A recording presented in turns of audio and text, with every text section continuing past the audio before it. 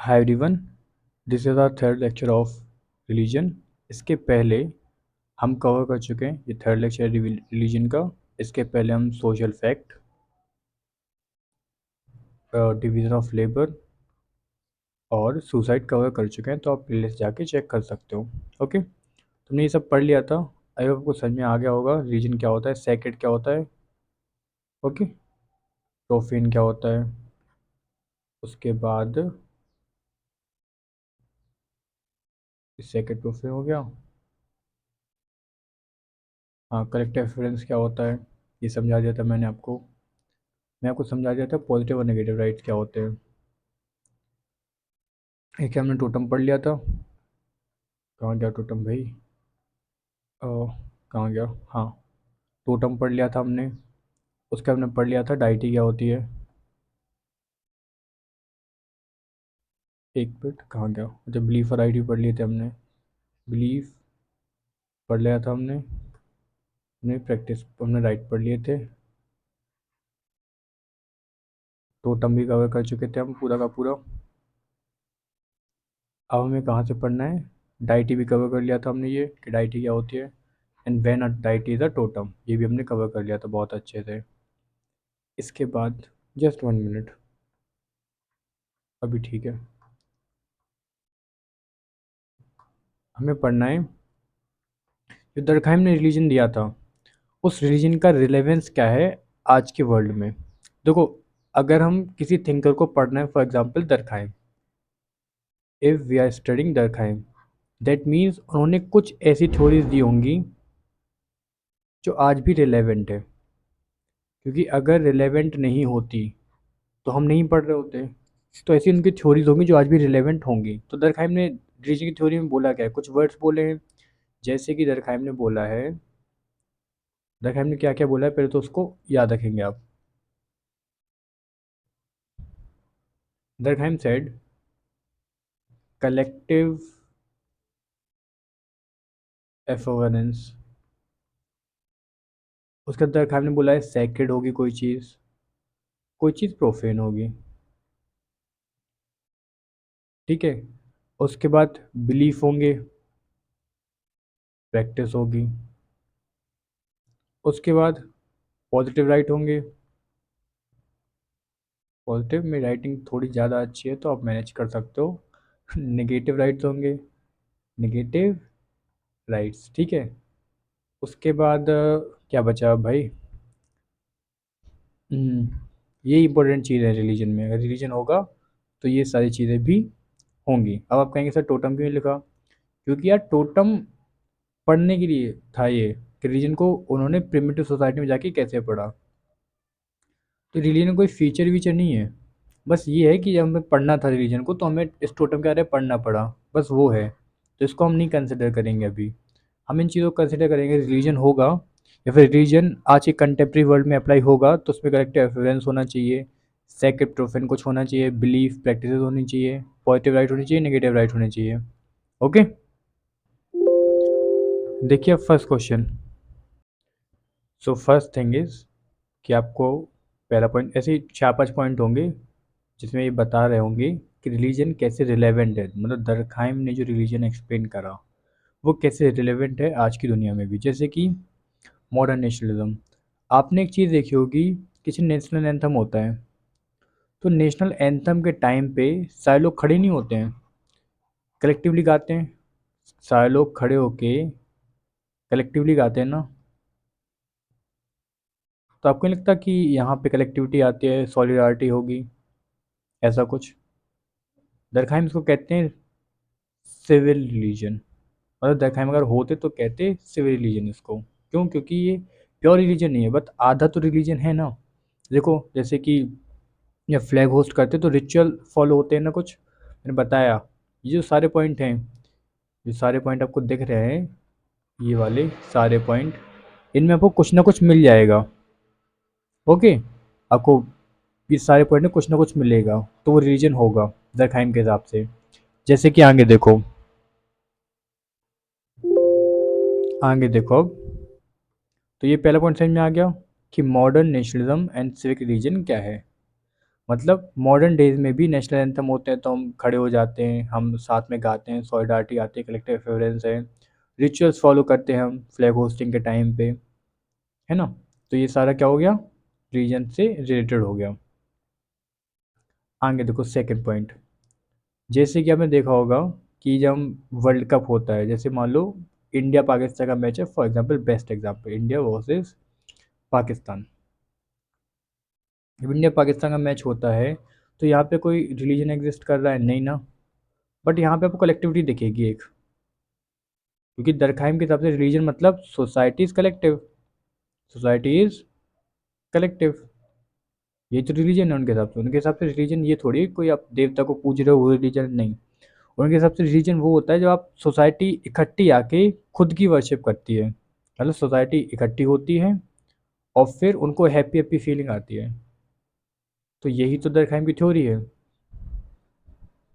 आपको ये लगता है कि वर्ल्ड कप के टाइम पे सोसाइटी इकट्ठी होती है, कॉन्सर्ट के टाइम पे सोसाइटी इकट्ठी होती है, और जैसे वर्ल्ड कप चल रहा इंडिया पाकिस्तान का तो सोसाइटी इकट्ठी हो गई, और फिर वो क्या करते हैं, कहते हैं पाकिस्तान मुर्दा, मतलब कुछ तो करते हैं ना कि पाकिस्तान तुम हार जाओगे, पाकिस्तान वाले कहते हैं तुम हार जाओगे।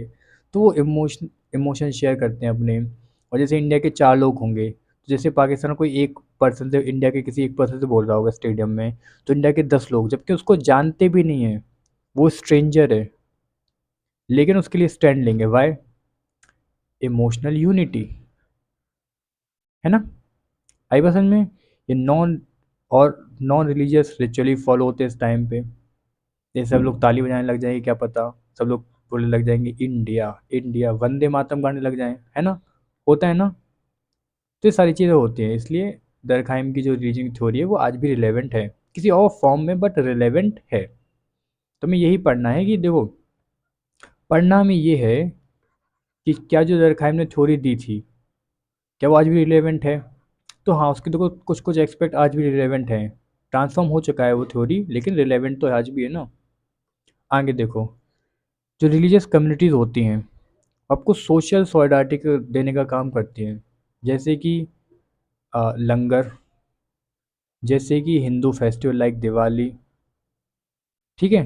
तो इनमें क्या होता है, जैसे चर्च के जो ग्रुप होते हैं, तो इनमें क्या होता है जब क्राइसिस का टाइम आता है, जैसे मान लो अ, जैसे कोविड कोविड का, चलो छोड़ो, कोविड का एग्जाम्पल लेंगे, जैसे पद्मावत देखी होगी, पद्मावत।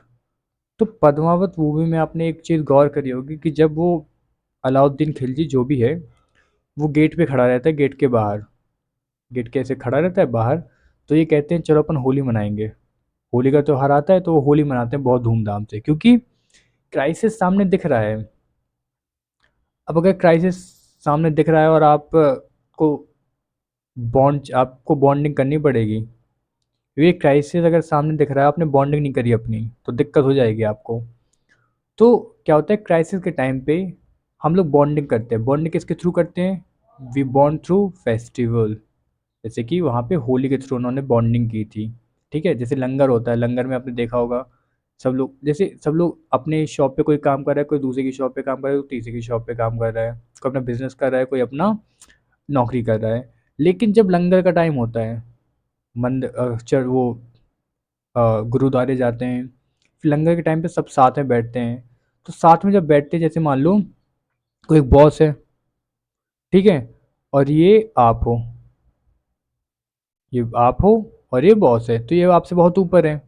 क्या ये आपको कभी मिलेगा, आपको ये कभी नहीं मिलेगा। एक मिनट रुक ना, ये मैं सही कर लूँ व्यू थोड़ा सा। तो ये बॉस आपको कभी मिलेगा, बिल्कुल कभी नहीं मिलेगा ये बॉस आपको। लेकिन जब आप लंगर खा रहे होगे तो क्या पता दोनों लोग एक ही रोटी लेके वो करवाएं, सर्व करवा रहे हैं, या फिर दोनों साथ में बैठे हैं, फिर दोनों आपने सब्जी ले ली।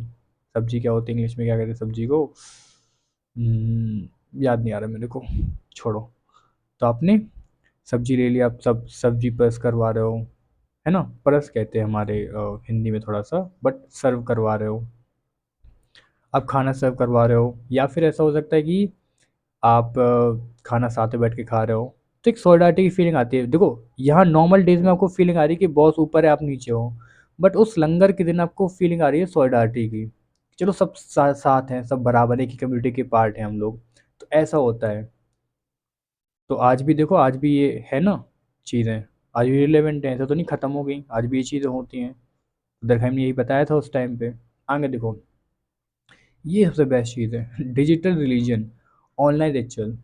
जैसे कि आपने अभी देखा होगा, महाकुंभ था अभी, महाकुंभ।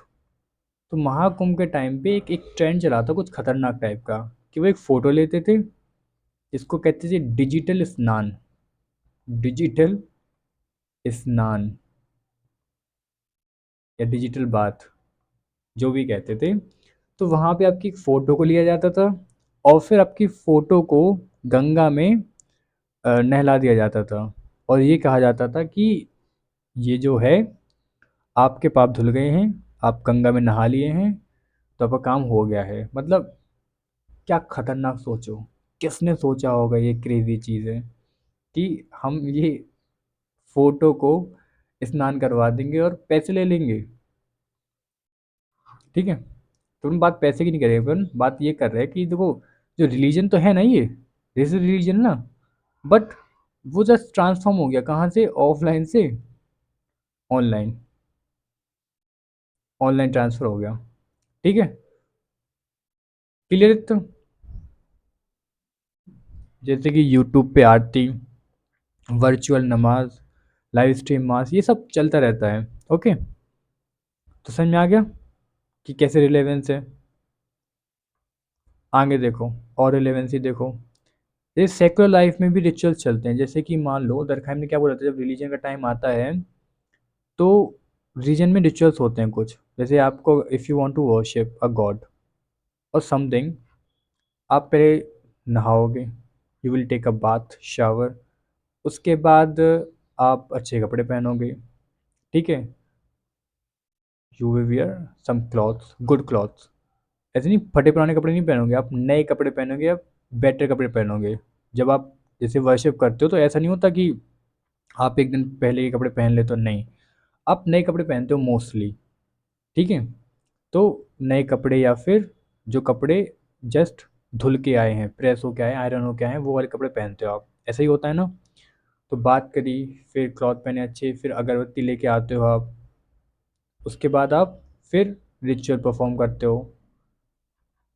ठीक है, तो आपको नहीं लगता सेकुलर लाइफ में भी ये रिचुअल्स परफॉर्म होते हैं? जैसे कि आपने देखा होगा ओथ टेकिंग का टाइम, ओथ टेकिंग टाइम किसी भी दिन आप ओथ ले सकते हो, कि हमारा मन है आज ओथ लेने का, तो ले लोगे। जैसे हम आज संडे है, हम सुबह से उठे, आई वोक अप, आई थॉट कि चलो आज ओथ ली जाए, ऐसा होता है कभी नहीं।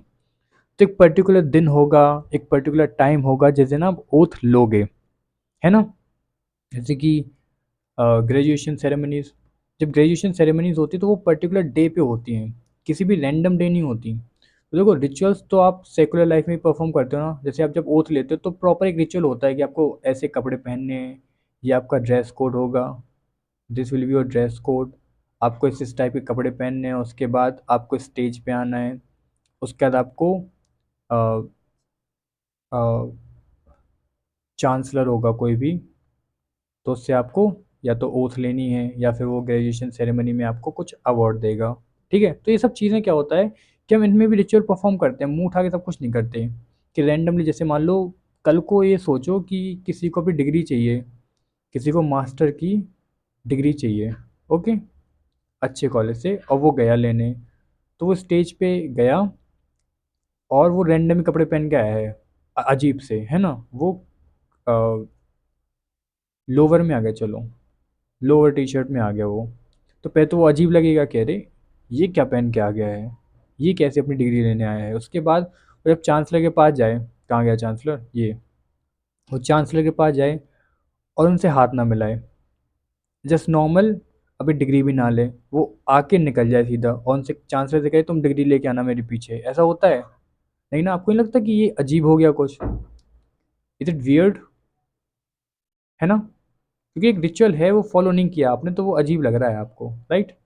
तो ये दरखाइम का रिलेवेंस था, कि आज भी बहुत सारी चीज़ों में जो दरखाइम ने रिलीजन के एक्सपेक्ट दिए हैं, क्या क्या एक्सपेक्ट दिए हैं रिलीजन के, दरखाइम ने रिलीजन के एक्सपेक्ट दिए हैं, करेक्ट एफिवरेंस होगा, सैक्रेड होगी कोई चीज़, प्रोफेन होगी कोई चीज़, बिलीफ होगा, प्रैक्टिसेस होंगी, पॉजिटिव राइट होंगे, नेगेटिव राइट होंगे। तो ये कुछ ना कुछ आज भी प्रैक्टिस होता है, आज भी ये चीज़ें हैं। जैसे इंडिया पाकिस्तान के वॉर में, सॉरी इंडिया पाकिस्तान के मैच में करेक्ट रेफरेंस दिखती होगी। जब ओथ लेते हो तो आपको सेकंड दिखता होगा, क्योंकि कभी कभी आप कर रहे हो ये चीज़, है ना, प्रैक्टिस दिखती होगी, रिचुअल्स दिखते होंगे।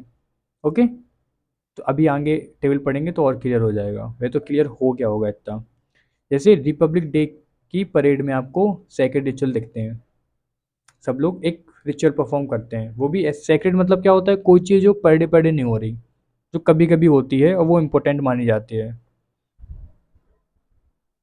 जैसे जब कोई सेलिब्रिटी की डेथ होती है तो कलेक्टिव रेफरेंस हम कैंडल शो करते हैं ना, तो ये कलेक्टिव रेफरेंस का एग्जांपल हो गया। जैसे इंस्टाग्राम पे फास्टिंग चैलेंज की, अब मुझे एक एग्जांपल देना तो नहीं चाहिए बट चलो नहीं दे रहा हूँ, ठीक है छोड़ो, अच्छा नहीं लगता। तो जैसे कि इंस्टाग्राम पे कभी कभी चैलेंज चल जाता है कि आज फास्ट रखना है, टुडे जीएफ डे मान लो जीएफ डे है, तो आप क्या करेंगे, आप फास्ट रखेंगे, तो ऐसा होता है। या फिर मान लो आप गिफ्ट देंगे वगैरह वगैरह, तो गिफ्ट देंगे तो पॉजिटिव राइट, फास्ट रखेंगे तो नेगेटिव राइट्स, ठीक है। जैसे कि ऑनलाइन दिवाली पूजा जूम के थ्रू, तो रिचुअल तो चल रहा है बट अडेप्टेशन हो गया थोड़ा सा। जैसे yoga day celebration, yoga is a religion no, but celebration तो हो रहा है ना उसका बहुत अच्छे से, सब लोग पास में आ रहे हैं, सब लोग सेक्रेट चीज़ मान रहे हैं उसको, तो वो है सिविल रिलीजन। कि आधा रिलीजन है और आधा रिलीजन नहीं है, ठीक है, क्लियर। आगे बात समझ में कि कैसे जो आज की चीज़ें हैं वो भी रिलेवेंट हैं दरखाइम की थ्योरी से। अब देख लो, अगर कोई चीज़ अच्छी है तो बुरी तो होगी ही, कुछ ना कुछ ऐसा तो होगा जो कि उसमें सही नहीं होगा। जैसे आप एक पॉइंट देखें, ये 4 पॉइंट दिए हैं। प्लuralism मतलब क्या आपको लगता है कि आज के टाइम पे सिर्फ एक रिलीजन है कोई पर्टिकुलर? आज के टाइम पे इतने सारे रिलीजन हैं, कोई तो एथिस्ट भी है। तो जब इतने सारे रिलीजन हैं तो लोग कहते हैं कि यार जो यूनिटी है that is not guaranteed bye religion. ऐसा कंफर्म नहीं कि यूनिटी आएगी, क्योंकि जितना ज़्यादा रिलीजन है, जितने ज़्यादा रिलीजन के लोग हैं अलग अलग, तो ऐसा हो नहीं सकता कि यूनिटी ही आए। ऐसा हो सकता है कि वो लड़ाई भी करें आपस में, यूनिटी आना पॉसिबल शायद नहीं है, ठीक है। उसके बाद देखो फंक्शनल्स बायस, ये कहते हैं दरखाइम का मानना क्या है, जो हो रहा है, जो हो रहा है बढ़िया है, everything that is happening, everything that is happening is happening for good. जो भी हो रहा है अच्छे के लिए हो रहा है, जो भी हो रहा है बढ़िया है। तो ये मानना था किसका, दरखाइम का। मतलब he did not recognise the conflict. उन्होंने कहा कॉन्फ्लिक्ट, अरे ये क्या होता है, ये तो कुछ होते ही नहीं है कॉन्फ्लिक्ट वगैरह। तो इन्होंने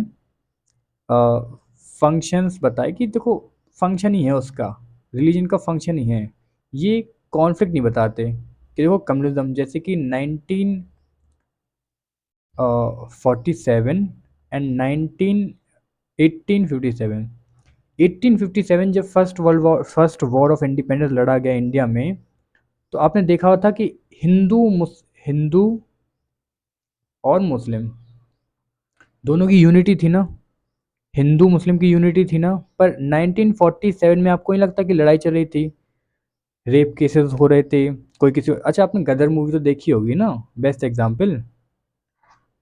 तो गदर मूवी कहाँ प्लेस करती है, 1947 में, ठीक है, उसके आसपास के टाइम पे। क्यों? क्योंकि वहाँ पे कम्युनिज्म बहुत ज़्यादा था, तो दरखाइम कहते हैं नहीं रिलीजन तो बहुत अच्छा है, तो फिर गदर मूवी क्यों बनी?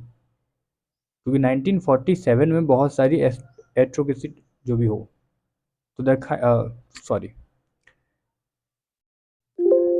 1947 में बहुत सारी एट्रोसिटीज़ हुई होंगी, तभी तो गदर मूवी बनी है, क्योंकि दो रिलीजन आपस में लड़ रहे थे। और दरखाइम क्या कहते हैं कि ऐसा तो होता ही नहीं है, ये तो आप गलत कह रहे हैं, ये तो हिस्ट्री गलत हो गई। तो इसलिए ये दरखाइम का क्रिटिसिज्म है कि आप यार कॉन्फ्लिक्ट को थोड़ा तो रिकॉग्नाइज कर लेते, थोड़ा तो कह देते कि नहीं यार हाँ कॉन्फ्लिक्ट हो सकता है। अब सिर्फ अच्छी अच्छी बातें की, बुरी बात तो कोई करी ही नहीं। इसके बाद देखो इंडिविजुअल स्पिरिचुअलिटी, जैसे कि आजकल आपने देखा होगा बहुत सारे लोग स्पिरिचुअल तो हैं but they are not religious, मतलब उनका पर्सनल बिलीव है कि जैसे कुछ लोग सुना होगा आपने कि आई रिकॉग्नाइज कि there is someone supreme power, लेकिन हम ये नहीं मानते कि वो विष्णु जी हैं, कि वो अल्लाह हैं, कि वो जीसस हैं। हम ये मानते कि हाँ भाई कोई सुप्रीम पावर तो है, सुप्रीम पावर है, but I do not recognise any particular God. तो ये किसी के साथ अपना रिचुअल शेयर नहीं कर रहे, ना किसी के साथ अपना बिलीफ शेयर कर रहे हैं, बट ये मानते कि हाँ रिलीजन तो नहीं होता लेकिन कुछ ना कुछ तो है, कुछ ना कुछ है। रिलीजन को नहीं मानते ये रिलीजन को नहीं मानते, कुछ ना कुछ को मानते कि चलो कुछ तो है, मतलब कुछ तो वाइब है, कुछ तो ऑरा है, कुछ तो सुप्रीम पावर है। ठीक है, आगे देखो। सेकुलराइजेशन इन वेस्टर्न कंट्रीज़, आपने देखा होगा वेस्टर्न कंट्रीज़ में, जैसे कि आपने बहुत सारी वेस्टर्न कंट्रीज़ देखी होंगी, जैसे कि फ्रांस ही ले लो चलो, तो वहाँ पे सेकुलरिज्म है। अब सेकुलरिज्म आई होप आपको पता होगा कि when state is not interfere in the matters of religion. But India में भी सेकुलरिज्म है, लेकिन इंडिया में हाँ स्टेट जो है वो सेकुलर रिलीजन में इंटरफेयर करता है when the religion is having some derogatory practices. लेकिन फ्रांस जैसी कंट्रीज रिलीजन में इंटरफेयर नहीं करती। ठीक है, और चाइना जैसी कंट्रीज में तो रिलीजन है ही नहीं। ठीक है, तो बात यही है कि जब का सेकुलरिज्म है वो वेस्टर्न कंट्री में बहुत ज़्यादा फैला जा रहा है, बहुत ज़्यादा फैल गया है वेस्टर्न कंट्री में सेकुलरिज्म। तो रिलीजियस प्रैक्टिसेस अपने आप डिक्लाइन हो रही हैं।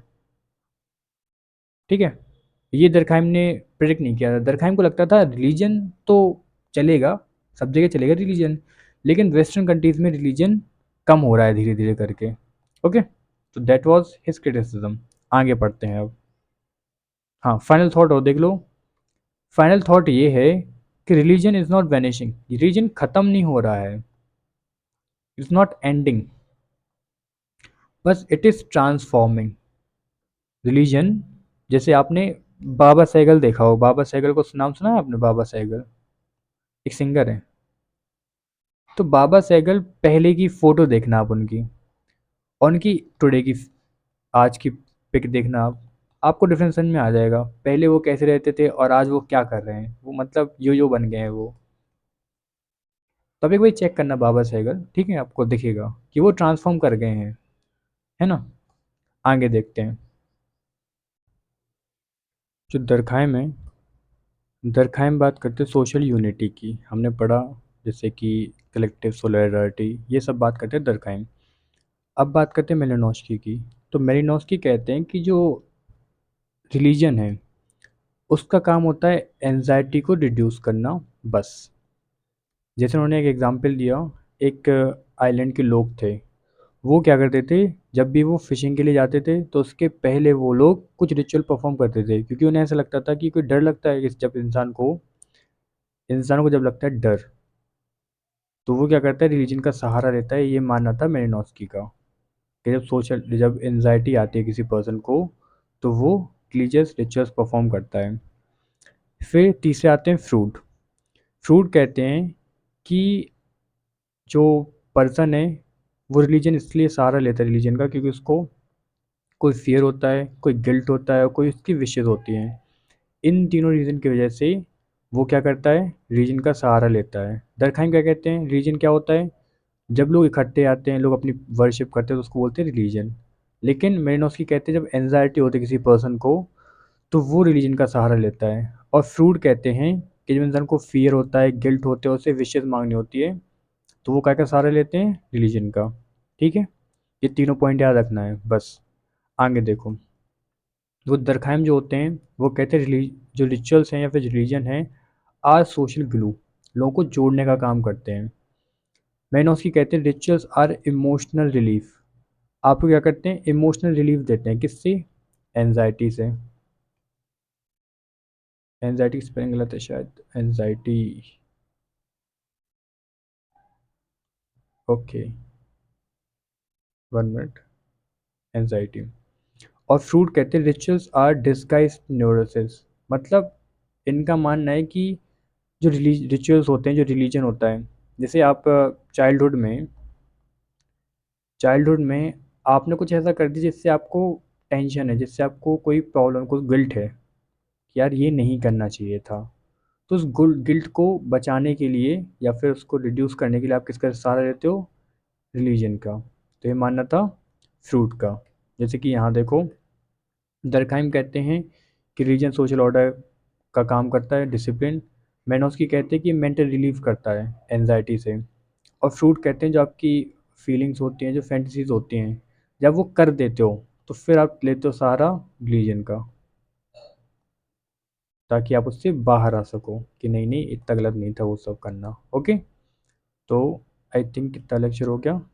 25 मिनट, थोड़ा और करते हैं इसको। तो हम पढ़ेंगे क्रिटिसिज्म, क्रिटिसिज्म ऑफ रिलीजन। दूसरे ने बहुत सारी चीज़ें ऐसी बोली हैं जो कि उनका क्रिटिसिज्म में आती हैं, जैसे कि दो तीन तो मैंने बता दी थी आपको पहले ही, कि पॉजिटिविज्म, सॉरी, फंक्शनलिज्म। दरखाइम कहते हैं जो भी हो रहा है, जो भी होता है, जो भी होगा, everything is happening for good. जबकि ऐसा नहीं है, कॉन्फ्लिक्ट भी एग्जिस्ट करता है ना। तो भी हम इनका क्रिटिसिज्म पढ़ेंगे आगे। पहला, फ्रूड ने क्या कहा? देखो, सिगमंड फ्रॉड कहते हैं कि जो रिलीजन है वो सोशल नहीं है ओरिजिन में। क्योंकि देखो, ये बात करते हैं किसी पर्सन के डिज़ायर की, गिल्ट की। तो आपको नहीं लगता कि यहाँ पे इंडिविजुअल बोल रहे हैं ये? यहाँ पे वो बोल रहे हैं कि जो रिलीजन का ओरिजिन है वो इंडिविजुअल से आया होगा, वो सोशल ओरिजिन उसका नहीं है। देखो, सोशल ओरिजिन नहीं है, साइकोलॉजिकल है। ठीक है, it arises from Oedipus complex. Oedipus complex देखो क्या होता है? ओडिपस कॉम्प्लेक्स होता है मतलब जैसे दिस इज अ चाइल्ड, जब चाइल्ड को अपने पेरेंटल पेरेंट में से किसी की तरफ सेक्सुअल फीलिंग्स होती हैं, तो इससे क्या होता है?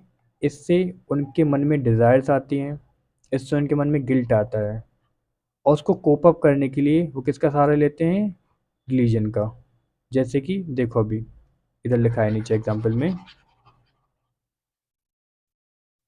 A child fearing divine punishment for sinful thought reflect inner guilt more than societal values. तो वो कुछ ना कुछ ऐसा कर देता है कि उसको ऐसा लगता है कि यार कुछ गलत कर दिया हमने, तो उसको गिल्ट रहता है। तो सोसाइटल वैल्यूज़ की वजह से वो गिल्ट नहीं है, बट उसको खुद में गिल्ट है कि उसने कुछ कर दिया है। तो ये होता है रीजन का काम, ना कि जो दरखाइम ने बताया वो, कि ये लोगों को जोड़ने का काम करता है वगैरह वगैरह।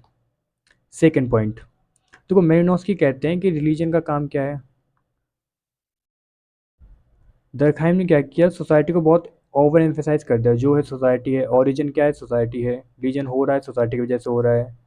लेकिन दरखाइम कहते हैं कि ऐसा नहीं, सॉरी, मेरिनोस्की कहते हैं ऐसा नहीं है। जैसे मेरिनोस्की ने एग्जांपल दिया कि जब कोई पर्सन सी की फिशिंग करने जा रहा है, तो वो क्या करते हैं? वो रिचुअल्स परफॉर्म करते हैं। इसलिए रिचुअल परफॉर्म नहीं करते क्योंकि उन्हें हैप्पी हैप्पी फीलिंग होगी। दरखाइम क्या कहते हैं? साथ में रहेंगे अच्छा लगेगा, सॉलिडारिटी आएगी। पर मेरिनोस्की कहते हैं ऐसा नहीं है। लोग इसलिए साथ में वर्शिप कर रहे हैं क्योंकि उन्हें एंजाइटी है किसी चीज़ की, है ना।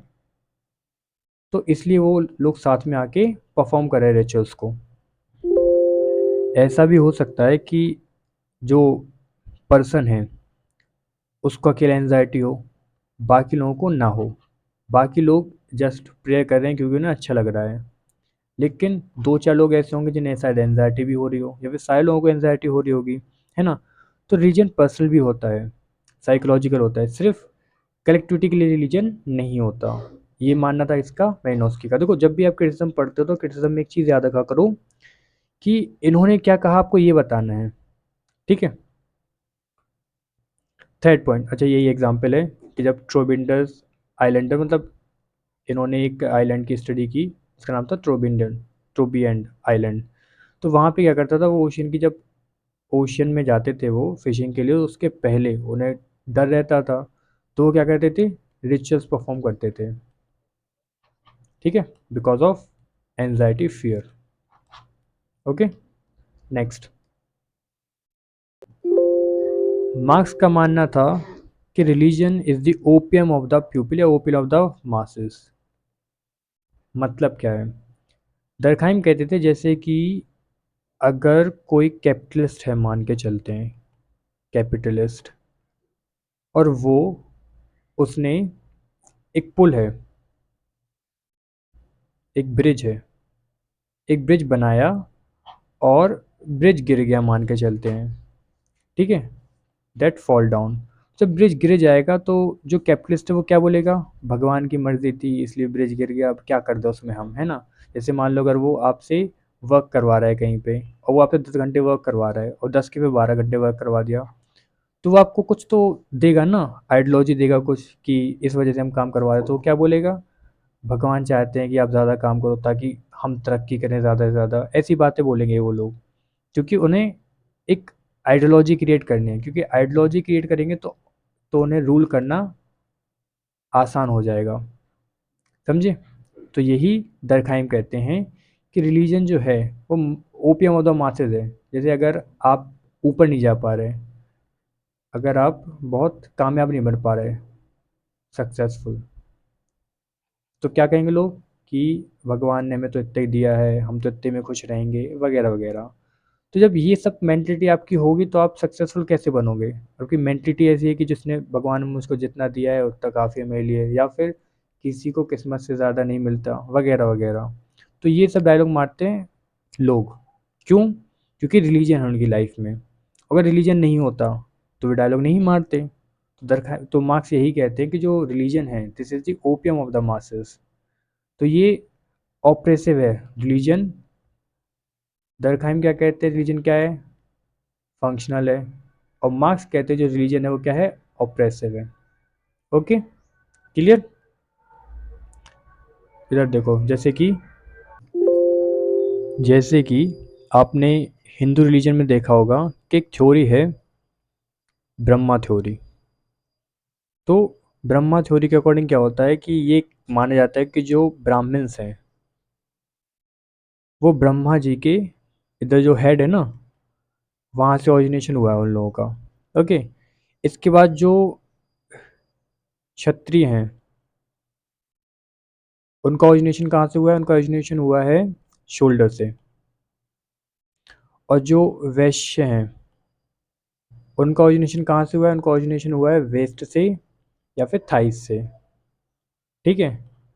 और जो शूद्र हैं उनका ओरिजिनेशन कहाँ से हुआ है, उनका ओरिजिनेशन हुआ है फुट से। तो ऐसा माना जाता है कि जो ब्राह्मण्स हैं ये पूजनीय हैं। आपने आज भी देखा होगा कि हर जगह ब्राह्मण्स को बुलाया जाता है क्योंकि उन्हें बहुत ज़्यादा ऊपर माना जाता है, because of religion, because of religion, है ना। और शूद्र को सबसे नीचा माना जाता है। तो द कार्ल मार्क्स यही कहते हैं कि sometimes religion is not functional. Marks कहते हैं कि religion is not always functional, it is conflict in nature. कभी कभी ऐसी हरकतें कर देता है रिलीजन जो कि कॉन्फ्लिक्ट नेचर में होती हैं, हमेशा ये फंक्शनल नहीं होती। और दरखाइम क्या कहते हैं, कुछ भी होता रहे, जो रिलीजन है वो तो क्या है आपका, फंक्शनल है, ठीक है। तो ये क्रिटिसिज्म है जो मार्क्स ने करा है।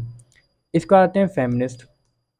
फेमिनिस्ट क्या बोलते हैं, फेमिनिस्ट बोलते हैं जो रिलीजन है वो पैट्रियार्की को रीइंफोर्स करता है। जैसे कि आपने देखा होगा कि वुमेन, जो वुमेन होती हैं they can't touch the God when they are menstruating. क्यों, क्योंकि ये वो लोग बोलते हैं कि किसी किसी रिलीजन में लिखा है, किसी किसी ग्रंथ में लिखा है, रिलीजन कहता है कि आप गॉड को टच नहीं कर सकते मेंस्ट्रुएशन के टाइम पे। तो ये और ऑप्रेसिव नेचर में हो जाता है, ये वुमेन को और डेरोगेटरी दिखाता है। तो दरखाइम जो हैं he fails to address the gender inequality within religion. उन्होंने यही तो बोला ना कि सब कुछ अच्छा अच्छा है। जब सब कुछ अच्छा अच्छा है तो वो क्या करेंगे, इनइक्वालिटीज़ को दिखाई नहीं पाएंगे, शो ही नहीं कर पाएंगे। जैसे कि आपने देखा होगा इस्लाम में, इस्लाम में आपने देखा होगा, आपने हिजाब देख सुना होगा, हिजाब, और आपने सुना होगा बुर्खा, ठीक है। तो हिजाब में क्या करना है, लड़की को पूरा अपने सिर को ढाकना है, और बुरखे में तो पूरी बॉडी ऊपर से नीचे तक। तो ये कहाँ लिखा है, उन्होंने कहा रिलीजन में लिखा है। तो फेमिनिस्ट थिंकर्स, देखो ये सही है गलत है हम ये नहीं पढ़ रहे अभी, सही है या फिर गलत है, हमारा पॉइंट ऑफ कंसर्न ये नहीं है इफ दिस इज़ रॉन्ग और राइट, रिलीजन राइट है रिलीजन रॉन्ग है, ये रिलीजन बनाने वालों के बातें हैं, अपन नहीं पढ़ेंगे उस चक्कर में। हम सिर्फ ये पढ़ने की कोशिश कर रहे हैं कि दरखाइम ने कहा रिलीजन अच्छा अच्छा अच्छा अच्छा सब कुछ अच्छा है, लेकिन अगर अच्छा है तो लड़कियों को हिजाब क्यों, लड़कियों को बुर्का क्यों, लड़कों को कुछ क्यों नहीं। तो मतलब ये है कि जो फेमिनिस्ट थिंकर है वो यही तो कह रहे हैं कि ये पैट्रियार्की को रीइंफोर्स कर रहा है, जो रिलीजन है वो पैट्रियार्को को रीइंफोर्स कर रहा है, जैसे कि सती प्रथा भी चलती थी, वो भी सेम कॉन्सेप्ट पे चलती थी। नेक्स्ट, जो पोस्ट मॉडर्न क्रिटिक हैं वो ये बोलते हैं कि आज के टाइम पे बहुत सारी आइडेंटिटीज़ हैं, बहुत सारे रिलीजन हैं, जैसे लोग कुछ कुछ स्पिरिचुअल हैं, रिलीजियस है भी नहीं। जैसे कि लोग मानते हैं कि there is a supreme power, ये मैंने बताया था थोड़ी देर पहले कि सुप्रीम पावर है कोई। अब सुप्रीम पावर विष्णु जी हैं, या फिर अल्लाह हैं, या फिर जीसस हैं, ये वो क्लैरिफाई नहीं करते, वो किसी धर्म में नहीं मानते, वो सिर्फ ये मानते हैं कि हाँ there is a supreme power जो कि पॉजिटिव एनर्जी फ्लो करती है। ठीक है, जैसे कि आपने देखा होगा कुछ लोग योगा प्रैक्टिस करते हैं, लोग हिंदू रिलीजन, मेडिटेशन करते हैं बुद्धिस्ट रिलीजन, और क्रिश्चियन की सर्विस रेंट करते हैं।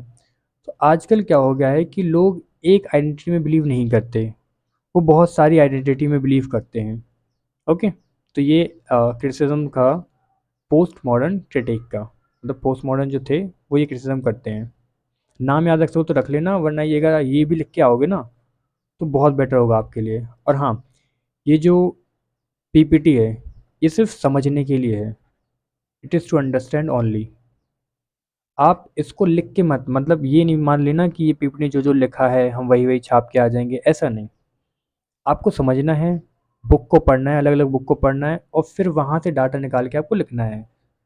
ठीक है, आगे देखो, ये भी लिख सकते हो डाटा, कोई दिक्कत वाली बात नहीं है, बट बुक से पढ़ोगे तो ज़्यादा बेटर रहेगा। आगे देखो, एम्पिरिकल क्रिटिक क्या कहते हैं, जैसे कि इवांस पेचेट क्या कहते हैं। इवांस पेचेट कहते हैं कि एक ट्राइब है, अजंदे ट्राइब, जहाँ पे रिलीजन और मैजिक को डेली लाइफ में यूज़ करा जाता है, कोई सेक्रेड प्रोफेन का मॉडल है ही नहीं। जो दरखाइम ने मॉडल बना के रखा था ना, सेक्रेड है, ये प्रोफेन है, तो ये बहुत ज़्यादा रिजिड है और सिंपल है। इवांस पिचेट पिचार्ड कहते हैं कि ऐसा तो है ही नहीं, वहाँ पे मैजिक और रिलीजन का पर डे यूज़ होता है इलनेस को ठीक करने के लिए, तो कोई सेक्रेड और कोई प्रोफेन नहीं है। ठीक है, तो ये क्रिटिसिज्म था किसका, इवांस पिचार्ड ने क्रिटिसाइज किया दरखाइम को। इसके बाद लास्ट, जो आपका रिलीजन है दैट इज़ वेरी फंक्शनल, मतलब इतना ज़्यादा फंक्शनल है, इतना ज़्यादा फंक्शनल है, कॉन्फ्लिक्ट को रिकॉग्नाइज ही नहीं करते, डिवीज़न को रिकॉग्नाइज नहीं करते, वायलेंस को रिकॉग्नाइज नहीं करते। जैसे कि पार्टीशन के टाइम पे व्हेन इंडिया गॉट पार्टीशन इन 1947, तो हिंदू और मुस्लिम में कितना ज़्यादा डिवीज़न था, कितना ज़्यादा कम्युनलिज्म था, कितनी ज़्यादा लड़ाई हो रही थी, मर्डर्स हो रहे थे, चोरियाँ हो रही थी। तो दरखाइम इसको वो नहीं करते, दरखाइम कहते हैं कि नहीं नहीं, रिलीजन तो अच्छा है, रिलीजन में जो भी हो रहा है सब बढ़िया हो रहा है, बट ये सच्चाई नहीं है। इसके बाद देखो, अच्छा इसका क्या क्या है, अच्छा चलो ठीक है। इसके बाद देखो समरी टेबल ऑफ, समरी कर दे, समराइज कर देते एक बारी क्या क्या हमने पढ़ लिया। पहली चीज़, फ्रूड ने क्या बोला, ये साइकोलॉजिकल फीचर है। मैनोस्की ने क्या बोला, मैनोस्की कहते हैं एनजाइटी जो होती है उसको कॉप अप करने के लिए होता है रिलीजन। कार्ल मार्क्स कहते हैं, कार्ल मार्क्स कहते हैं कि जो रिलीजन है ये एक आइडियोलॉजी सेट करता है जो कि पुअर को कंट्रोल करने के लिए होती है। फिर जो फेमिनिस्ट थिंकर्स होते हैं, फेमिनिस्ट थिंकर्स कहते हैं कि जो रिलीजन्स है वो पैट्रियार्की को मेंटेन करता है और वुमेन को ऑप्रेस करता है। पोस्ट मॉडर्न कहते हैं कि रिलीजन सेगमेंटेड हो गया है, बहुत ज़्यादा कलेक्टिव नहीं बचा। एम्फेरिकल थिंकर कहते हैं जैसे कि इवांस पेचार्ड कहते हैं सेक्रेड प्रोफेन जो तो डिवीज़न है वो यूनिवर्सल नहीं है, क्योंकि हर जगह नहीं है, कहीं कहीं रिलीजन और मैजिक है जो कि डेली बेसिस पे यूज़ होता है, तो आप उसको ये नहीं कह सकते कि वो सेक्रेड है या कुछ प्रोफेन है। और जो जनरल थिंकर हैं, जनरल पर्सपेक्टिव, वो ये कहता है कि इन्होंने फंक्शनलिस्ट को बहुत ज़्यादा एम्फेसाइज कर दिया, मतलब इतना ज़्यादा फंक्शनल थोड़ी होता है कि सब कुछ अच्छा होता है, उन्होंने हर एक चीज़ को इग्नोर करा है, तो ये गलत है। इसके बाद ये समझो कि इन्होंने, दरखाइम जो है इनका फाइनली देखते हैं, कंक्लूजन देखते हैं रिलीजन का। जो दरखाइम है, उन्होंने रीजन को स्टडी करा है बहुत अच्छे से, पाइनियर है ये, इसलिए हम इनको पढ़ते हैं। दूसरी चीज़ उन्होंने बहुत अच्छे से एक्सप्लेन करा है ग्रुप की यूनिटी कैसे बनी रहती है, रिचुअल सिम्बल्स वगैरह वगैरह, लेकिन कमियां तो होती हैं। सो फ्लॉज क्या हैं इनके? फ्लॉज ये कि कॉन्फ्लिक्ट को उन्होंने अच्छे से एड्रेस नहीं कर पाया, जेंडर और पावर को इन्होंने, मॉडर्न इंडिविजुअलिज्म को एड्रेस नहीं कर पाया, और कल्चरल डाइवर्सिटी को इन्होंने अच्छे से एड्रेस नहीं कर पाया। तो ये इनके कुछ फ्लॉज हैं जो कि क्रिटिसिज्म बन के आ जाते हैं। नेक्स्ट हमें पढ़ना है कि वेबर और दरखाइम दोनों के पॉइंट ऑफ व्यू क्या है रिलीजन को लेके। ये टेबल हम बाद में पढ़ेंगे, पहले हम एक आराम से पढ़ लें छोटा सा एग्जाम्पल, तो उससे समझ में आ जाएगा आपको बहुत आराम से। जैसे कि आपको पता है दरखाइम जो थे, दरखाइम क्या कहते थे?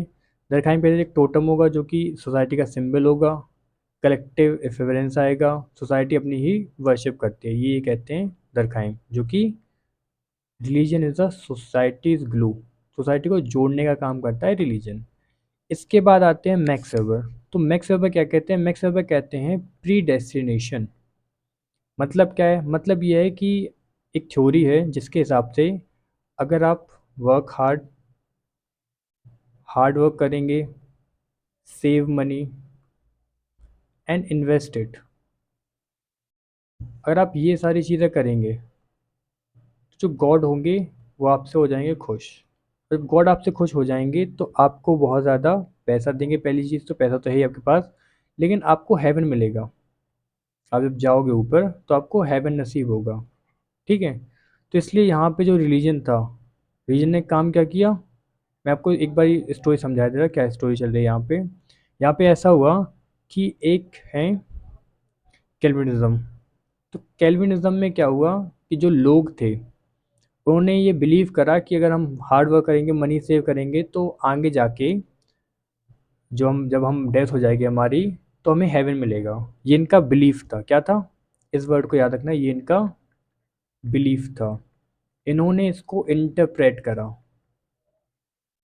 जैसे मान लो किसी ने कुछ कहा हो कि आप हार्ड वर्क करो तो अच्छा रहेगा, लेकिन इसने इंटरप्रेट कैसे करा इन लोगों ने, अगर आप हार्ड वर्क करोगे और पैसे बचाओगे तो आपको हेवन मिलेगा, या फिर आप भगवान के चूजन बनो। तो फिर इन्होंने हार्ड वर्क और पैसे बचाना स्टार्ट कर दिया। तो इनका बिलीफ था, इन्होंने अपनी बात को, किसी और की बात को ऐसे इंटरप्रेट किया। इन दो वर्ड को याद रखना, बिलीफ, इंटरप्रेट, ठीक है। अब देखो, अब एक एग्जांपल देखते हैं, जैसे कि दरखाइम के हिसाब से क्या होता है और मैक्स वेबर के हिसाब से क्या है।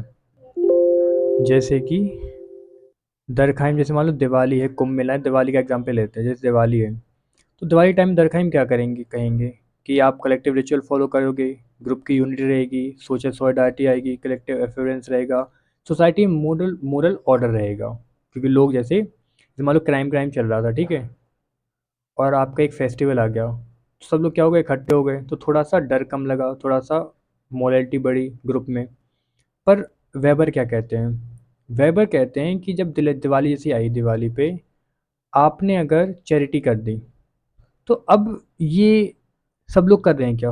Is it collective? Is it collective? नहीं। सब तो चैरिटी नहीं कर रहे, सब दिवाली मना रहे, पटाखे फोड़ रहे वगैरह वगैरह, पर आपने चैरिटी कर दी क्योंकि आपने जो रिलीजियस बिलीफ था उससे कुछ टीचिंग ली। तो ये इंडिविजुअलिज्म पे फोकस करते हैं कि इंडिविजुअल कैसे इंटरप्रेट करता है। मैंने बताया ना, दो वर्ड को याद रखना था अभी, इंटरप्रेट और बिलीफ। तो इसका बिलीफ था, उसने अपने बिलीफ को कैसे इंटरप्रेट करा, एक इंडिविजुअल ने अपने बिलीफ को कैसे इंटरप्रेट करा। क्योंकि बिलीफ था कि दिवाली पे सबको खुश होना चाहिए, सबकी दिवाली मननी चाहिए, तो आपने इसको ऐसे इंटरप्रेट करा कि अगर सबको दिवाली मननी चाहिए, मनानी चाहिए, तो उसके लिए आपको चैरिटी करनी पड़ेगी। तब तो किसी के घर में दिए जलेंगे, है ना, तब तो किसी घर में मिठाई आएगी, तो तब जाके क्या होगा, दिवाली उसकी अच्छे से मनेगी। ओके। तो आई होप आपको समझ में आ गया होगा कि वेबर का मानना क्या था। वेबर का मानना था कि इंडिविजुअल क्या करता है, एक बिलीफ को, दिवाली मनाना एक बिलीफ है, उसको वो, I hope this is clear to you. इसके बाद ये एग्जाम्पल है, पढ़ सकते हैं आप, बहुत सिंपल है, पढ़ लेना ठीक है ध्यान से। ये वाला भी पढ़ लोगे क्या? चलो मैं बता दे रहा हूँ। देखो जैसे फास्टिंग है, आप रमज़ान के दौरान फास्टिंग करते हो, ठीक है? तो दरखाइम क्या बोलेंगे? दरखाइम बोलेंगे कि फास्टिंग सोशल नॉर्म है, सेक्रेट टाइम होता है, मतलब नॉर्मल टाइम। प्रोफेन क्या है? प्रोफेन है नॉर्मल डेज, बट वो एक महीना क्या है, सेक्रेट टाइम है, ठीक है? और कम्युनिटी एक साथ आती है वगैरह वगैरह। पर वेबर क्या बोलेंगे? वेबर ये बोलेंगे कि जो फास्टिंग है इसका मतलब ये नहीं है कि सब कर रहे हैं इसलिए हमको करनी है। ऐसा भी तो हो सकता है ना कि हम ये देखना चाहते हैं कि हमारे अंदर कितना कंट्रोल है, कितना डिसिप्लिन है, अकाउंटेबिलिटी कितनी है, वगैरह वगैरह। तो वेबर का मानना था इंडिविजुअल, कि सब कर रहे हैं इसलिए इंडिविजुअल नहीं करता है। सब कर रहे हैं इसलिए इंडिविजुअल नहीं करता, इंडिविजुअल का कुछ मीनिंग अटैच होता है उसके साथ, इसलिए वो कोई चीज़ परफॉर्म करता है। अगर मीनिंग अटैच नहीं होगी तो वो नहीं करेगा। और दर खान का मानना था कि लोग साथ में आते हैं, लोग सब कुछ करते हैं, सेक्रेट टाइम रहता है, प्रोफेन टाइम रहता है, वगैरह वगैरह। अब देखते हैं हम एक ये देख ले रहे हैं, इसमें सब समझ में आ जाएगा आपको। देखिए जैसे कि दरखाइम की अप्रोच क्या थी, फंक्शनलिस्ट। फंक्शनलिस्ट अप्रोच होती है कि जो है सब बढ़िया है। मैक्स वेबर की अप्रोच थी इंटरप्रिटेटिव, मतलब जो इंडिविजुअल है वो मीनिंग कोई फाइंड आउट करता है, वो कुछ इंटरप्रेट करता है कि अगर रिलीजन ऐसा कह रहा है तो वाई। वो कोई मीनिंग इंटरप्रेट करता है, उस मीनिंग के अकॉर्डिंग काम करता है, ना कि सब कर रहे हैं इसलिए वो काम करता है। ये डेफिनेशन है, छोड़ दो इसको, पढ़ना हो तो पढ़ लेना। यहाँ पे इनका फोकस रहता है सोशल कोहेजन पे, सोच कलेक्टिव कॉन्शियसनेस पे, सेक्रेट प्रोफेन पे। यहाँ पे इनका ये फोकस है कि जो रिलीजन है उससे क्या मीनिंग डिराइव करी है, और फिर इंडिविजुअल को उसने क्या मोटिवेशन दी है, इस पे फोकस है इसका। नेक्स्ट देखो, इनकी छोरी जो घूमती है वो सेक्रेट के आसपास घूमती है, प्रोफेन वगैरह वगैरह। लेकिन इनका फोकस ये नहीं है। इनका फोकस तो मैंने बताया भी आपको कि रिलीजन से क्या मीनिंग इंटरप्रेट करते हो जो लाइफ को आपके ड्राइव करती है। आगे देखो, यहाँ पे स्टडी करते हैं टोटम की। लेकिन यहाँ पे जो वेबर है वो टोटम की स्टडी नहीं करते, वो स्टडी करते हैं प्रॉपर रिलीजन की, जैसे क्रिश्चियनिटी, हिंदुज़म, कन्फ्यूजनिज्म। इन तीनों की स्टडी करते हैं, और भी जैसे चाइना में रिलीजन की स्टडी करते हैं वगैरह वगैरह। तो ये इन रिलीजन की स्टडी करते हैं, जबकि दरखाइम क्या करते हैं, वो सिर्फ टोटम की स्टडी करते हैं। क्लियर? इसके बाद जो अपने दरखाइम हैं ये फोकस करते हैं इमोशनल यूनिटी पे, कलेक्टिविटी पे। लेकिन यहाँ पे जो वेबर हैं वो फोकस करते हैं पर्सनल मोटिवेशन, स्पिरिचुअल डिसिप्लिन। मतलब एक पर्सन ने क्या मोटिवेशन ली है, क्या मीनिंग निकाली है उस रिलीजन से। कोई रिलीजन रिचुअल है, जैसे कि जब ये एग्जाम्पल है दिवाली। दिवाली पे सबकी दिवाली मननी चाहिए, दिवाली सबकी अच्छे से मननी चाहिए, तो आपने चैरिटी स्टार्ट कर दी। अब कहाँ लिखा था कि चैरिटी स्टार्ट करनी है आपको? किसी ने कहा आपसे? नहीं, बट आपने वो मीनिंग डेराइव की वहाँ से कि हमें ऐसा करना चाहिए। ओके। इसके बाद जो दरखाइम थे वो इकोनॉमिक इन्फ्लुएंस में इंटरेस्टेड नहीं थे, कि रिलीजन से कुछ इकोनॉमी में फ़ायदा होता है इसमें इंटरेस्टेड नहीं थे। लेकिन वेबर की पूरी थ्योरी सी बेस पे है कि रिलीजन जो है उसने इकोनॉमी को शेप करा है। क्लियर है? इन्होंने मैक्रो लेवल पे पढ़ा है, इन्होंने माइक्रो लेवल पे पढ़ा है, इन्होंने पॉजिटिविस्ट अप्रोच से पढ़ा है, इन्होंने इंटरप्रेटिविस्ट अप्रोच से पढ़ा है। और आई थिंक इतना समझ में आ गया होगा आपको। यही था difference between marks and weber. और यहाँ पे लेक्चर ख़त्म होता है। पूरा रीजन का लेक्चर मैंने आपको समझा दिया, हर एक चीज़ जो जो हो सकती थी। और if you like the lecture, please you can like, you can share, और यू कैन सब्सक्राइब, और कमेंट कर दिया करो कि is it good, is it bad, जो भी है। और मुझे जब टाइम मिलेगा मैं लेक्चर बनाता रहूँगा, थोड़ा टाइम कम मिलता है, but I will keep it. Okay.